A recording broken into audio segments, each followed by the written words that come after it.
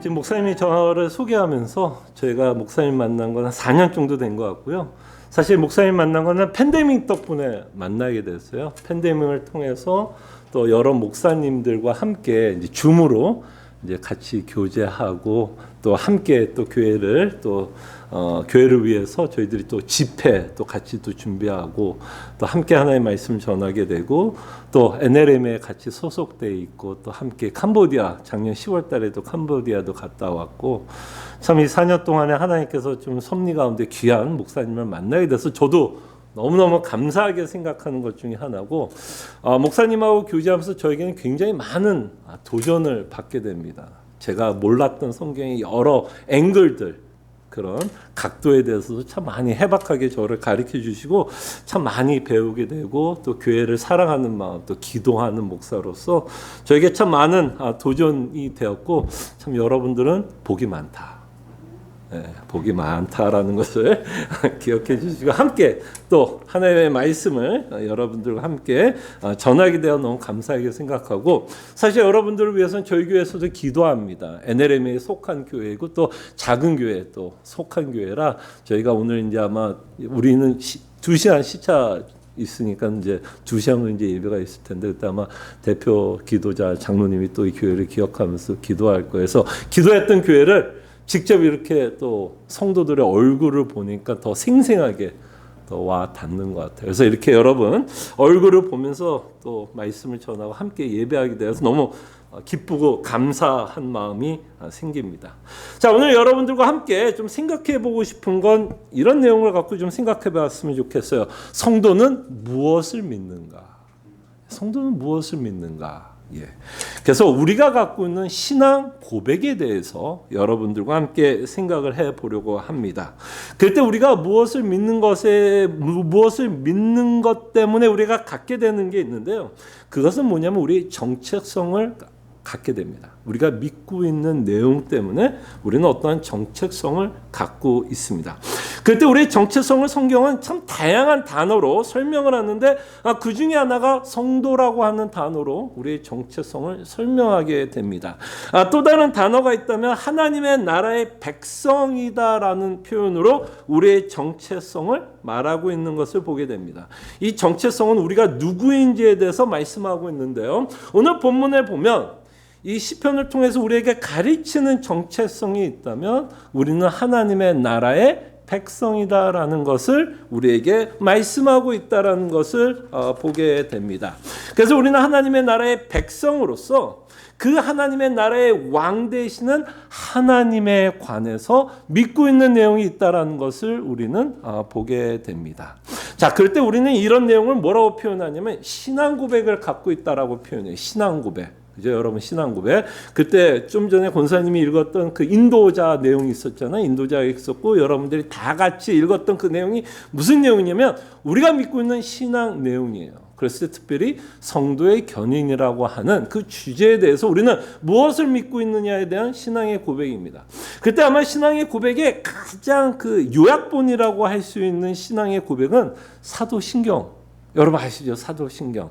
예, 사도신경 전능하사 천지를 만드신 하나님 아버지를 내가 뭐한다 그러죠? 믿사오며 믿는다라고 했을 때 그게 뭐가 돼요? 내가 믿고 있는 신앙 고백이 됩니다. 그리고 여러분과 저는 같은 신앙 고백을 갖고 있기 때문에 같은 하나님을 믿고 있고요. 같은 하나님을 믿기에 여러분과 저는 같은 아버지를 믿고 있고요. 같은 아버지를 믿고 있기에 같은 왕을 모시면서 살아가는 같은 백성이 돼요. 그래서 이제 제가 여러분들을 한 번도 제대로 본 적이 없음에도 불구하고 제가 이 자리에 나와서 여러분 앞에서 설교할 수 있는 이유가 있다면 우리가 같은 신앙 고백을 갖고 있기 때문에 여러분 앞에서 제가 설교하는 거예요. 다시 말씀드리면 우리는 같은 하나님을 믿기 때문에 같은 예수님을 믿기 때문에 같은 성령 하나님을 믿기 때문에 여러분 저를 처음 본 그죠? 저를 처음 봤어도 여러분들은 제가 하는 그 하나님의 말씀을 듣게 됩니다. 그러면서 여러분과 저는 한 번도 본 적이 없지만 어마어마한 공통 분모를 갖고 살아요. 다만 여러분과 저는 한국 사람이라는 공통 분모가 아니라 우리가 갖고 있는 정체성은 어떤 이런 한국인보다 더 큰 의미를 갖고 있고 그런 정체성을 갖게 됩니다. 자, 그럴 때 오늘 여러분들과 살펴보려고 하는 이 시편 93편도 이 시편 기자의 고백으로 끝나지 않아요. 이 시편 기자도 나와 같은 하나님을 믿는 거예요. 나와 같은 하나님.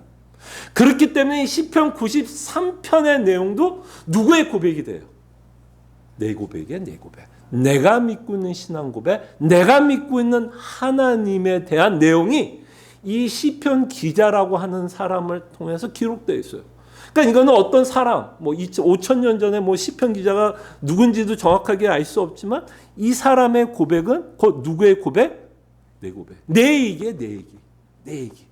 그러니까 내 이야기로 오늘 시편을 함께 좀 살펴봤으면 합니다. 그때 간략하게 좀 문단을 나눠서 저희가 생각을 해보면 1절과 3절은 우리가 고백하는 하나님이에요. 그럴 때 1절과 3절은 이미 여러분들이 알고 있는 하나님이에요. 여러분들이 알고 있는 하나님. 같은 하나님이라는 신앙이 우리가 믿고 있는 신앙의 고백에 대해서 좀 살펴보고요. 4절을 보면 여전히 이 하나님을 믿고 있지만 우리의 삶 가운데서는 도전이 있다. 파도가 있다라는 내용을 고백하고 있는 걸 보게 돼요. 그때 이거는 누구의 얘기야 또? 내 얘기예요. 여러분 어떠세요? 여러분 인생을 지금까지 살아온 인생을 곰곰이 생각해 본다면 여러분 인생을 표현한다면 시편 기자는 이렇게 표현할 거예요. 내 인생에 물결이 많았다. 파도가 많았다라는 식으로 시편 기자는 말씀하고 있습니다.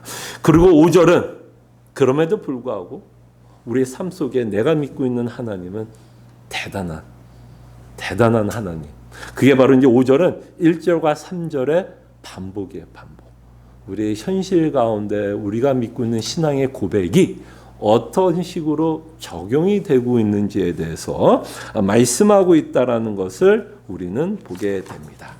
자, 그럴 때 여러분들한테 한번 여쭤볼게요. 여러분들이 믿는 하나님은 어떤 하나님이에요? 여러분들이 고백하는 하나님은 어떤 하나님이시죠?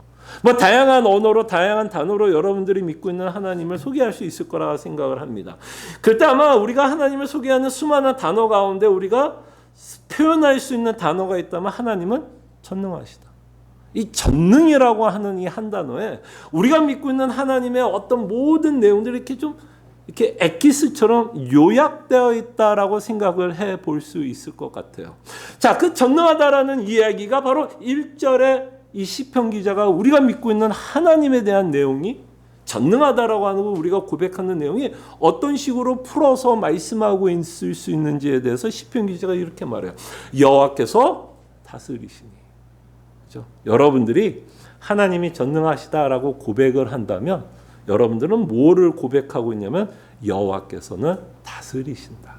이 다스린다라는 이 내용 안에는 어떤 내용이 들어있죠? 누구에게 쓰는 언어일까요? 다스린다. 어떤 직책을 갖고 있는 자의 말일까요? 다스린다. 왕의 내용이죠. 왕.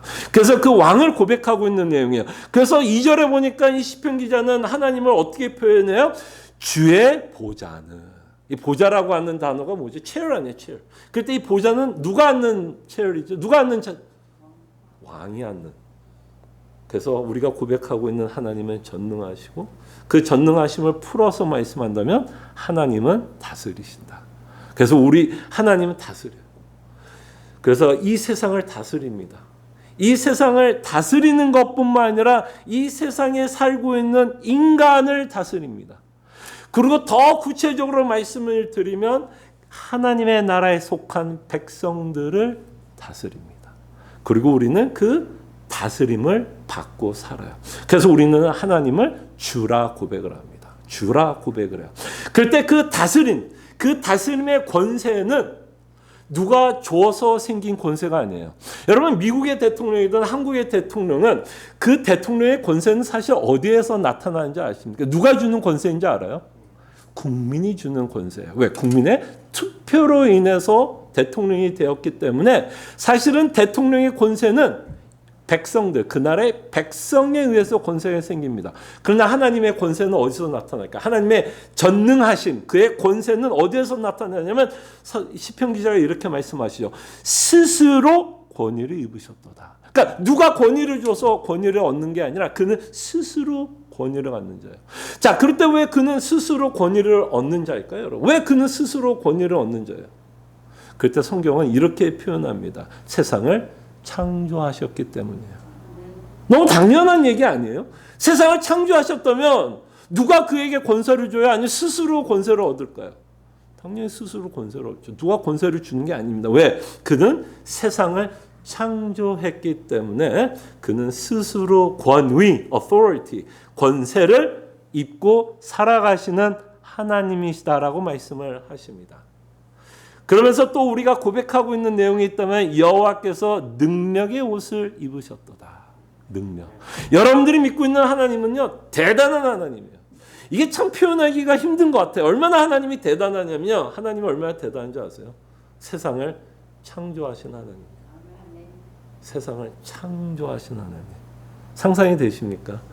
인간은요, 할 수 있는 최대치가 뭔지 아세요? 유에서 유를 만들어낼 수밖에 없어. 유, 뭐가 있어야 만들어낼 수 있어, 인간은.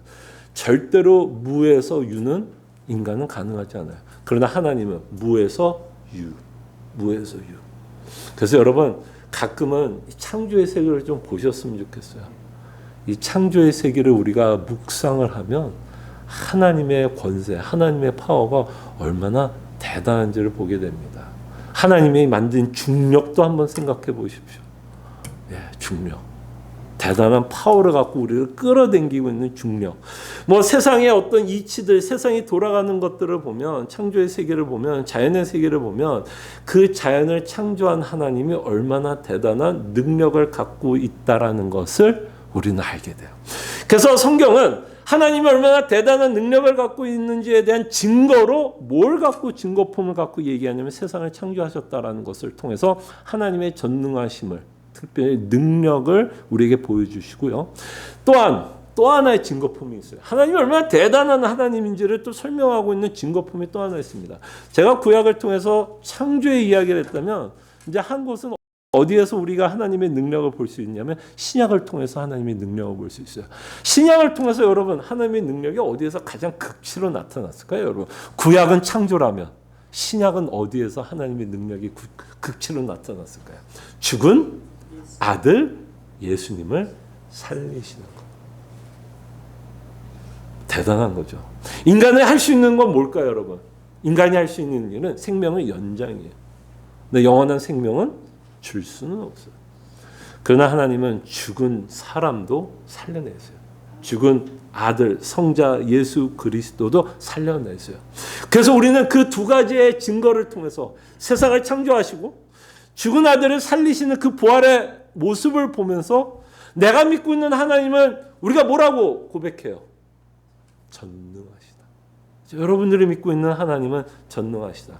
그래서 여호와께서 능력의 옷을 입으시며 띠를 띠셨으며 세계도 견고히 서서 흔들리지 아니하는도다. 여러분, 세상이 보면 지금 혼란스럽죠. 너무너무 혼란스럽죠. 그래서 우리는 불안해합니다. 세상의 혼란스러운 모습을 보면서 우리는 초조해하고 두렵고 불안해요. 근데 여러분, 하나님은 어떨 것 같아요, 여러분? 세상이 혼란스러워서 하나님이 불안하고 초조하고 답답하고 막 우리처럼 밤잠을 지새우면서 보낼까요? 아니요. 세상은 혼란스러운 것 같이 보이지만 사실은 하나님께서도 여전히 뭐하고 있을까요? 세계도 견고히 서서 흔들리지 아니하는도다. 하나님이 보존 유지하는 한 세상은 망하지 않아요. 가끔 가다가 세상의 모습을 보면 야 이제 곧 망하겠구나. 세상 안 망해요. 하나님이 붙들고 있는 한 우리가 아무리 세상이 혼란스럽고 어둡고 불안해 보여도 절대로 망할 수 없어요. 왜? 전능하신 하나님이 세상을 붙들고 있기 때문에, 섭리하고 있기 때문에 흔들리지 아니한다라는 것을 고백합니다. 그러면서 계속해서 시편 기자는 2절을 통해서 이미 살펴본 것처럼 주의 보좌는 예부터 견고히 섰으며 주는 영원부터 계셨다라고 말합니다. 그래서 너무 이것도 당연한 우리의 신앙 고백이죠. 하나님이 세상을 창조했다면 하나님은 언제부터 계셨을까요? 적어도 창조 전부터 계셨죠. 그럴 때 그 창조 전에 계셨던 하나님을 우리에게 소개할 때 영원 전부터 계신 하나님, 그리고 영원까지 계실 하나님인 것을 우리에게 소개합니다. 그래서 주의 보좌는, 하나님의 보좌는, 이 나라는 예로부터 경고에 섰으며 주는 영원부터 계셨다라고 말씀합니다. 이게 우리가 뭐 하는 거예요? 우리가 여러분과 제가 고백하고 있는 신앙 고백입니다. 자, 근데 문제는 말이죠. 이렇게 하나님을 믿고 있지만 여전히 여러분과 저의 인생 앞에는 파도가 있다 없다? 파도가 있어요. 파도가 있어요. 물결이 칩니다. 광풍이 부르고 태풍이 불고, 좀 전에 말씀드린 것처럼 세상이 흉흉해지는 그 세상도 있지만 사실 내 인생도 세상만큼이나 흉흉하고 불안하고 혼돈스러운 삶을 살아가요. 그래서 3절에 보니까 뭐라 그래요? 여호와여, 큰 물이 소리를 높였고 큰 물이 그 소리를 높였으니 큰 물이 그 물결을 높이나이다. 그래서 성경에 보면 이 물이라고 하는 개념, 특별히 물결이라고 하는 이 개념은 좀 우리의 혼란, 혼돈을 좀 상징하는 단어입니다.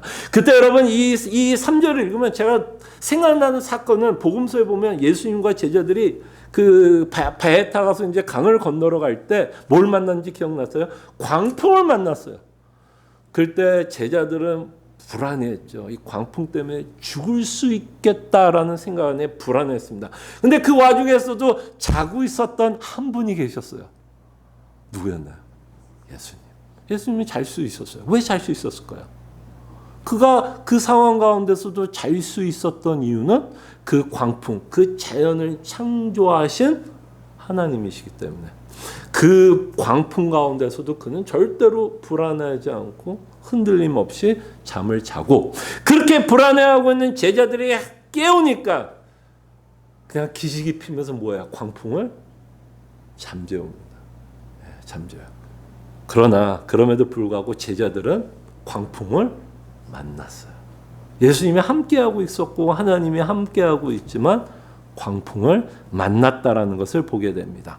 그래서 모든 성도는요, 같은 신앙 고백을 갖고 살아요. 1절과 3절, 1절과 2절에 같은 신앙 고백을 갖고 살아가지만 그 신앙 고백을 갖고 있는 성도의 삶도 다 비슷비슷해요. 뭐 저는 여러분들의 인생을 모릅니다. 몰라요.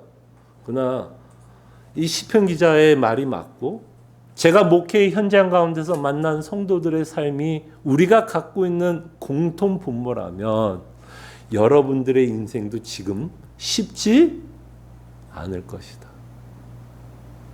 맞춰볼까요?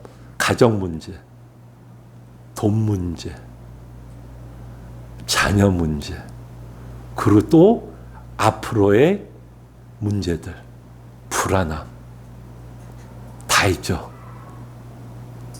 저만 있나요? 저희 교회 성도만 있나요? 아니요, 그렇지 않아요. 다 이렇게 웃고 있죠. 저희 교인들도요, 주일날 만나면요, 3시간 정도 만나요. 3시간에서 4시간. 다 앞에서 웃어요. 다 웃죠. 근데 이제 제가 신방을 하고 이제 기도 제목을 나누면 그 안에는 뭐가 있을까요?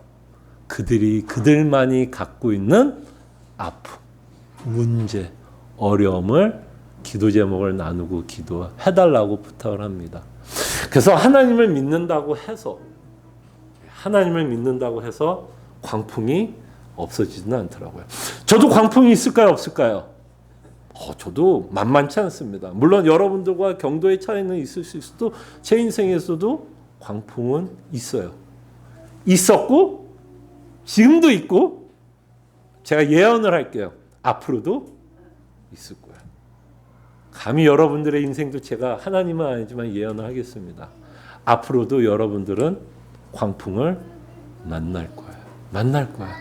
참 하나님을 믿고 살아가면 이런 광풍이 없으면 참 좋겠는데 우리 인생 가운데 광풍을 만나게 돼요.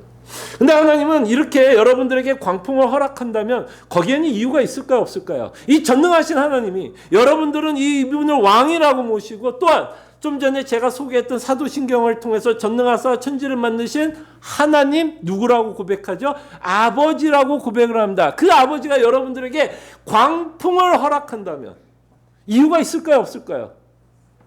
여러분들에게 광풍을 허락한다면 거기에는 이유가 있어요. 그 이유가 뭔지 아세요? 여러분들이 고백했던 1절과 2절에 있는 신앙의 고백이 다만 지식적으로 끝나지 않도록, 하나님은 전능하시대라고 끝나지 않도록, 카더라라고 끝나지 않도록, 정말 내 삶 속에서 내가 겪고 있는 광풍 가운데 하나님은 진짜 전능하신 분이구나. 이게 그냥 목사님이 그냥 주일날 소리 지르면서 전능하다라고 이야기하는 게 아니라, 그냥 어떤 지나가는 신학자가 하나님은 전능하시다라고 외치는 게 아니라, 그 전능하신 하나님은 진짜 내 하나님이고, 그 전능하신 하나님은 진짜 내 아버지라는 것을 맛보기 위해서는 여러분 인생 가운데 뭐가 있어야 하나님의 전능하심을 맛볼 수 있을까요?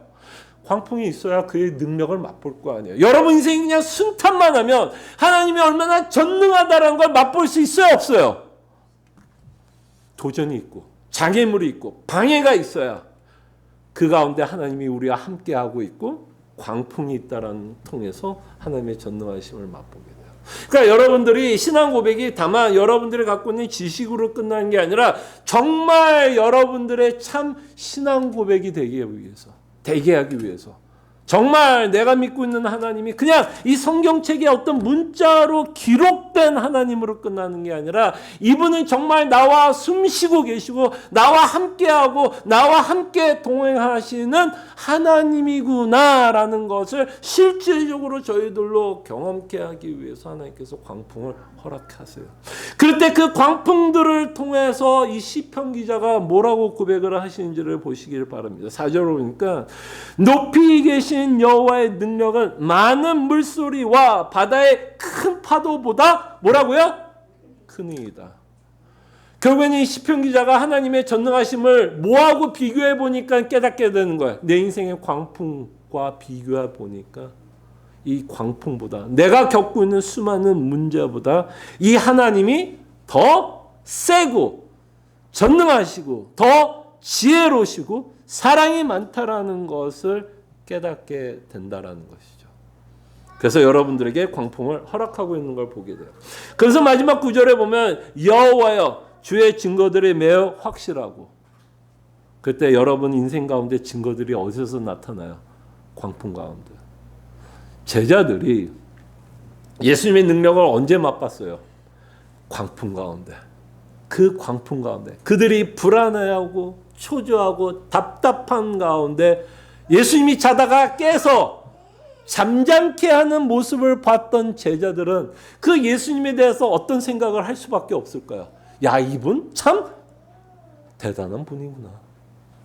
우리 식으로 이야기하면 참 전능하신 하나님이시구나라는 것을 그 광풍을 통해서 우리는, 그 제자들은 맛보게 되고, 우리 인생 가운데서 불고 있는 수많은 광풍들을 통해서 여호와의 주의 증거들이 매우 확실하다라고 말씀합니다. 예. 그래서 여러분 인생 가운데 어때요? 여러분 인생 가운데 참 많은 간증들이 있죠. 간증들. 정말 여러분들이 믿고 있는 이 신앙의 고백을 백업하는 수많은 간증들이 있죠.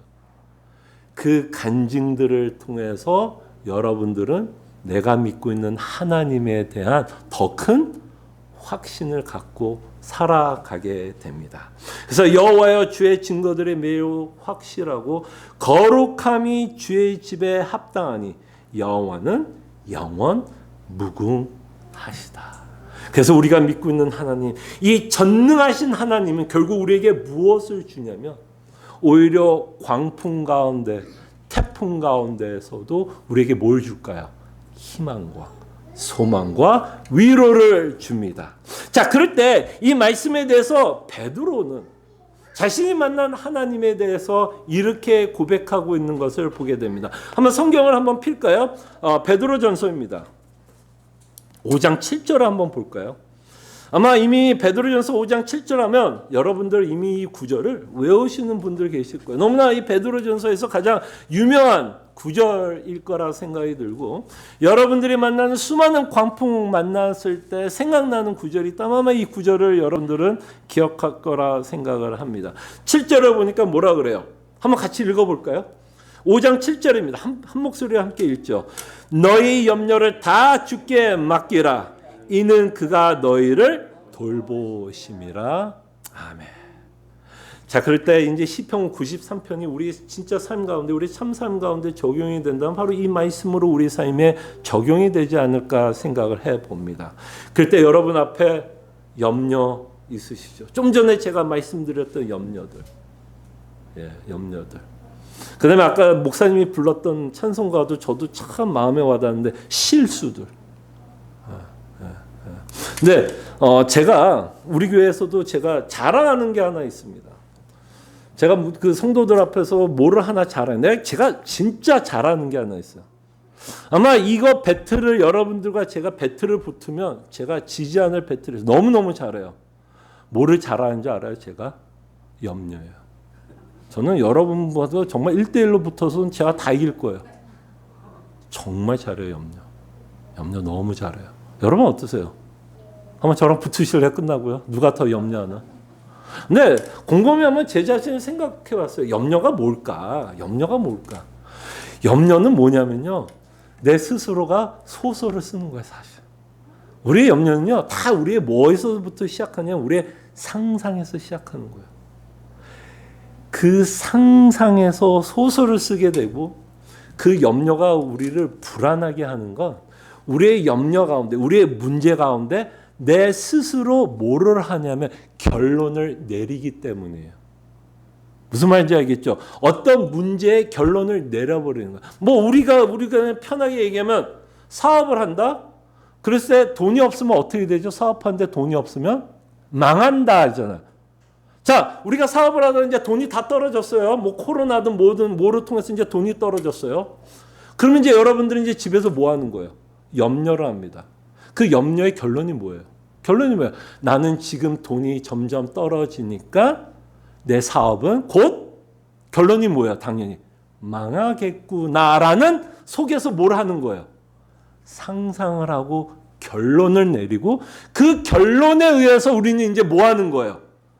불안하고 초조하고 답답하고. 이렇게만 끝나면 다행이죠. 여러분들의 불안함과 초조함과 답답함을 여러분 혼자만 삭히면 돼요.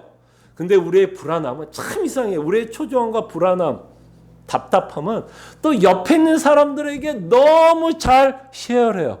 내가 받은 은혜는 잘 쉐어를 하는데 내가 불안하고 내가 짜증나고 내가 화나는 건 너무너무 잘 쉐어해요. 그러다 보니까 염려가 많을 때 보통 어떤 일이 많이 벌어지는지 알아요? 부부싸움이 그때 제일 많이 일어나요. 왜? 그때는 극도로 불안하니까. 극도로 불안해지고 또 어떻게 돼요? 예민해져요. 그러다 보니까 이제 사업이 망할 것 같아요. 근데 어느 날 집에 왔는데 부인이 쓸데없는 백 하나 사왔어요. 옛날 같았으면 상관없어요. 뭘 사와도, 뭐 샤넬을 사와도 상관이 없어요. 근데 이제 머릿속에 우리는 어떤 결론을 갖고 있어요? 곧 망할 거야. 근데 부인이 샤넬을 사오면 그 모습을 보면 어떻게 했을까? 옛날에는 돈이 있을 때 문제가 없어요. 근데 그 극도로 불안한 마음이 어떤 식으로 나갈까요? 부인에게 짜증과, 왜 그 쓸데없는 거 사와가지고 하면서 이제 화가 나고, 그걸 사왔던 부인이 이제 그 말을 들을 때 이제 그 부인의 마음은 어떨까요? 기분 좋을까요? 나쁠까요? 기분 나쁘죠. 불과 몇 년만 해도 내가 이렇게 누릴 수 있었는데 왜 이 남편이 갑자기 이래? 그 불안함이 옆에 있는 사람들에게 끊임없이 전염되고 있는 것을 보게 돼요. 예. 그걸 누가 제일 잘한다? 제가 제일 잘해요. 그 불안함, 그 초조함. 알게 모르게 뭐 할까요? 저희 가족들에게, 아니면 제 성도들에게 이렇게 흘러 넘치게 된다는 거죠. 자, 근데 이 본문을 보면 베드로가 이렇게 말해요. 너의 염려를 다 주께 맡기라. 근데 제가 이 말이 나는 너무너무 어려워요. 맡긴다. 여러분 이 말 너무 잘 쓰지 않아요? 집사님, 권사님 주께 맡기십시오. 도대체 맡긴다라는 게 뭐예요 도대체? 여러분 그 말 되게 잘 쓰죠. 맡긴다. 그냥 주님께 맡기세요. 알아서 할 겁니다. 근데 막상 우리가 맡긴다라는 단어를 쓰지만 사실 우리도 맡긴다라는 말이 굉장히 추상적이고요. 와닿지 않을 때가 있어요. 근데 베드로는 이 맡긴다라는 의미를 이렇게 표현하는 것 같아요. 자, 이 7절에서 맡긴다라는 의미가 뭘까요? 하나님께 맡긴다라는 의미가 베드로는 이렇게 말하는 것 같아요. 너희 염려를 다 주께 맡기라. 이는 그가 너희를 돌보신다. 그러면 여기서 맡긴다라는 의미가 뭘까요, 여러분? 우리가 정말 우리 앞에 있는 그 수많은 염려들, 그 수많은 문제들을 하나님께 맡긴다라고 할 때 우리가 쓰는 단어는 이 의미예요. 하나님이 나를 돌보신다라는 걸 믿는 거예요. 그거를 사도 베드로는 하나님께 맡긴다라고 표현하는 거예요. 그러니까 여러분들이 이제는 누구한테 가서 하나님께 맡기세요라고 했을 때 어떤 의미로 우리가 맡긴다라고 표현하는 거냐면 하나님이 당신의 인생을 돌보신다라는 의미로 사용하시면 돼요. 지금은 그냥 듣기 좋으니까 맡긴다라는 표현을 썼다라면 이제는 조금 더 구체적으로 우리가 하나님께 맡긴다면 돌보신다라는 것을 믿는 거예요. 자, 근데 여기서 하나님께 맡기고 돌보신다라는 것에 대해서 우리가 위로를 받으려면, 그렇죠? 여러분과 제가 위로를 받으려면 어떻게 해서 위로를 받게 되냐면 결국 시편 93편에 나오는 1절과 2절에 나와 있는 하나님이 믿어져야 돼요. 이게 믿어지지 않으면 하나님께 맡기는 게 의미가 없어요. 내 문제에 대해서 하나님께 맡기고 하나님이 나를 돌보신다라고 할 때 그 안에 있는 위로와 기쁨은 내 능력에서 나온 게 아니라 나를 돌보고 계신 누구? 하나님 때문에 받는 위로예요. 그렇기 때문에 여러분과 제가 신앙생활을 할 때 내 믿음이 중요한 게 아니라 사실은 내가 믿고 있는 하나님이 누구에 대해서 명확하게 아셔야 돼요. 그 시편 기자가 1절과 2절에 고백하고 있는 내용이 믿어지면 믿어질수록 베드로가 말씀한 거 맡길 때에 우리 마음에 뭐가 넘치게 되냐면 담대함이 생기고요. 위로가 생기고요. 기뻐져요. 그러니까 아까 여러분들이 목사님이 불렀던 찬송이 아멘이 되는 것. 하나님이 책임이 지시겠다라는 그 가사 내용이었잖아요. 그게 여러분들이 아멘이 되고 위로를 받는 이유가 뭔지 아세요?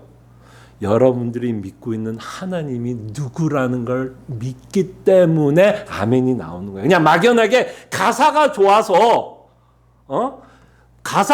우리가 은혜를 받는 게 아니라 사실은 여러분들이 믿고 있는 그 하나님이 우리는 실수할 줄 몰라도 그 실수조차도 하나님은 합력하여 선을 이루신다라는 어마어마한 능력과 지혜를 갖고 계시는 이 시편 기자의 고백이 우리 삶에 있기 때문에 그 찬양이 우리에게 위로가 되는 거예요.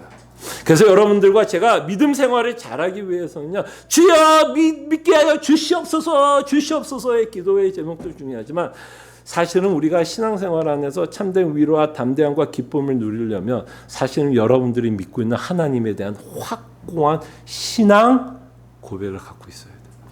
그 신앙 고백을 갖고 있을 때 우리의 염려 가운데 담대함을 갖게 돼요. 자, 그러면 이제 진짜 부끄러운 얘기를 하겠습니다. 제가 여러분들 앞에서 염려 잘한다고 얘기했지. 이건 자랑이 아니죠. 목사로서 굉장히 부끄러운 얘기고 창피한 얘기죠. 근데 여러분 곰곰이 생각해 보십시오. 염려한다라는 얘기는요. 저는 이렇게 설교를 했어요. 염려는 믿는 자가 하나님 앞에서 지을 수 있는 최고의 죄 중에 하나라고 생각을 합니다. 생각해 보세요. 염려는 믿는 자가 하나님 앞에서 할 수 있는 최고의 죄라고 생각해요. 왠지 아세요? 결국 염려의 끝이 뭔지 아세요? 하나님을 못 믿겠다는 거예요. 사실은 하나님을 못 믿겠다는 거예요. 그러니까 그 수많은 문제를 내가 해결해 보려고 하니까 그 해결하려고 그러니까 결론은 다 부정적인 거예요. 다 다 부정적인 거예요. 왜냐하면 내가 능력이 없잖아요. 자, 여러분 생각해보세요. 아까 사업 얘기를 갖고 다시 한번 얘기해 볼게요. 자, 누가 사업을 망하게 하고 싶은 사람이 누가 있어요? 사업 망할 때 뭐만 있으면 돼요? 돈만 있으면 어느 정도 끌어갈 수 있죠. 근데 문제는 뭐예요? 내가 돈이 없어서 사업이 힘든 거 아니에요. 돈이 없으니까. 그러다 보니까 거기에 대한 뭐가 없는 거야? 나는 답이 없는 거예요. 그 답이 없다라고 생각하는 것을 누구에게 대입을 시키냐면 하나님도 답이 없겠지라고 우리가 생각하는 거예요. 사실 여러분과 제가 염려하는 거예요. 하나님도 나처럼 지금 불안해하고 초조해하고 답답하겠지. 그게 무의식적으로 우리가 그런 신앙생활을 하면서 살아가요. 그러니까 내 문제 내가 다 해결하려고 하니까 잠이 온다 안 온다? 잠이 안 오고 옆에 있는 사람 더 괴롭히게 되죠. 왜냐하면 우리 마음에 평안함이 없기 때문에 다른 사람들도 괴롭히고 있는 것을 저희들이 보게 됩니다. 그래서 여러분 인생 가운데 광풍 가운데 여러분들의 문제를 여러분들 앞에 문제를 주시고 그 문제들 가운데 하나님이 하나하나씩 개입하면서 인도하고 있는 모습을 보면서 우리는 하나님의 전능하심, 내가 믿고 있는 하나님 참 대단한 하나님이구나라고 우리는 고백합니다. 자, 그럼 하나님이 얼마나 전능하신지 여러분 아십니까? 정말 하나님의 전능하심은 저는 사도 바울의 인생을 보면 하나님의 전능하심을 보게 돼요. 저는 사도 바울의 옥중서신을 보면 제가 옥중서신을 읽을 때마다 참 놀라는 건 특별히 빌립보서 같은 책을 읽어보면 참 놀라운 건 빌립보서의 주제를 굳이 하나 뽑으라 그러면 이렇게 뽑는 것 같아요. 많은 사람이 주 안에 기뻐하라. 항상 뭐하라? 기뻐하라. 근데 제가 이 빌립보서가 사도 바울이 호텔에서 6성급 호텔에서 그저 룸 서비스 받아가면서 이 땅에서 모든 것을 누리고 자신이 계획했던 걸 다 누리면서 주 안에서 기뻐하라. 그러면 조금 더 이해가 될 것 같아요. 근데 빌립보서는 어디에서 쓰여지고 있는 책이죠? 감옥이에요. 그리고 언제 죽을지도 모르는 상황 가운데서 빌립보서를 쓰고 있어요. 근데 여러분 주의 능력이 사도 바울 안에서 어떻게 나타나냐면 보통 우리는 하나님의 찬송할 때 보통 언제 찬송해요?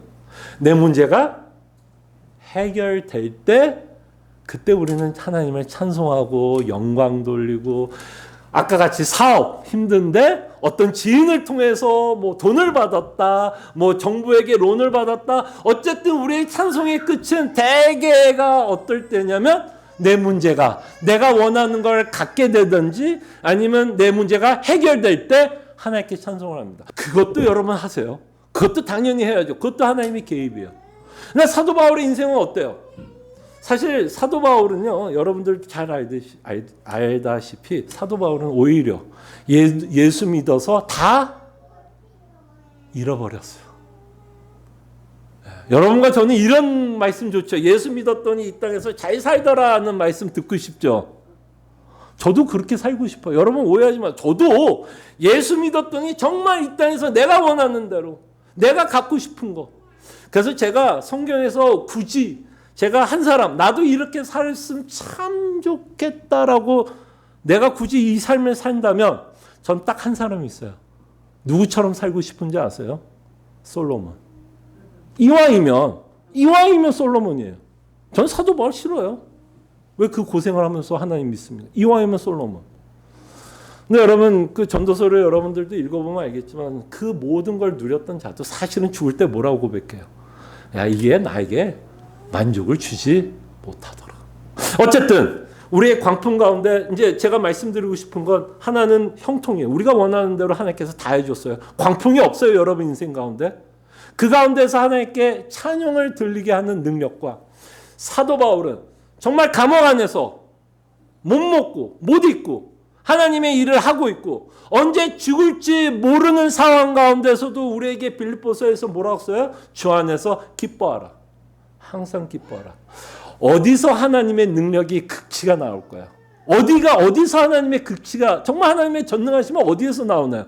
하나님이 문제를 해결해서 하나님께 찬양을 들리는 모습과 정말 비천한 가운데서도 정말 이 하나님은 대단하고 영광스럽고 정말 복음이 주는 위로와 기쁨을 맛보면서 하나님께 찬양과 영광을 돌린다면 사실 하나님의 능력은 저는 후자에서 더 나타난다고 봐요. 내가 원하는 거 다 되면 개도 주인에게 감사하면서 꼬리 흔들려요. 인간이라면 누군가 잘해주면 당연히 그 사람에게 감사하고 그 사람을 찬송하고 높이는 건 너무 당연한 거예요. 그건 너무 당연한 거예요. 그러나 우리가 내 인생이 힘들지라도 그 하나님이 나와 함께하고 있고 특별히 예수 그리스도의 복음을 주는 능력과 그것으로 위로를 받으면서 하나님께 찬양한다면 하나님의 전능하심은 후자예요. 그래서 우리는 저는 저희 교회도 그렇고 여기에 있는 성도들도 그렇지만 여러분들이 만나는 광풍 가운데서 그 광풍을 잠재우시고 여러분들의 문제에 개입하시고 여러분들의 문제를 해결하시는 하나님을 인해서 기뻐하시고 찬송하세요. 영광을 돌리세요. 근데 저는 욕심이 있어요. 그리 아니하실지라도 광풍을 만나던 감옥에 앉아있다. 내가 그토록 이민 생활하면서 그렇게 힘들게 사업을 했는데 망할지라도. 아유 목사님 이거 언제 봤다고 우리한테 이렇게 막말해요? 아니요, 막말이 아니에요 여러분. 이게 진짜 성경에서 말하는 복음의 능력입니다.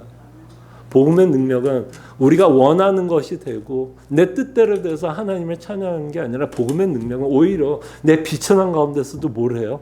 복음 때문에 하나님의 능력을 찬송하는 게 성도의 삶인 것 같아요. 그래서 이제는 우리의 간증이 하나님이 이렇게 해줬기 때문에 하나님을 찬송합니다라고 끝나는 게 아니라 우리의 간증이 어디까지 가자고요? 그리 아니하실지라도 내 하나님은 전능하시고 지혜롭고 사랑이 너무 많으신 하나님이란 걸 우리의 어떤 삶과 어떤 상황 가운데서도 우리는 그것을 고백하는 사랑하는 성도들 되기를 진심으로 축복합니다.